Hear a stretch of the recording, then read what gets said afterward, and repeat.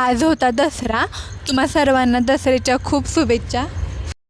सकाळी माझं आवरून झाल्यानंतर दूध गरम करायला ठेवलं। त्याच्यानंतर मला आज पुरणपोळी करायची होती म्हणून मग डाळीचा कुकर लावला आणि मला गावातल्या मंदिरात नैवेद्य पण द्यायचा होता।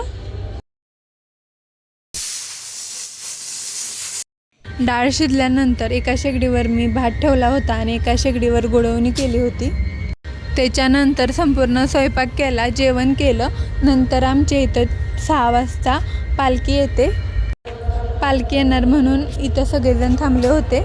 आम्ही एका कामानिमित्त बाहेर गेलो होतो, त्यामुळे पालखी यायच्या अगोदरच घरी आलो, त्यामुळे आम्हाला आवरायला वेळच नाही भेटला। आणि आजची ही पालखी येऊन गेल्यानंतरच आमच्या इकडे नवरात्रीचा उपवास सोडतात।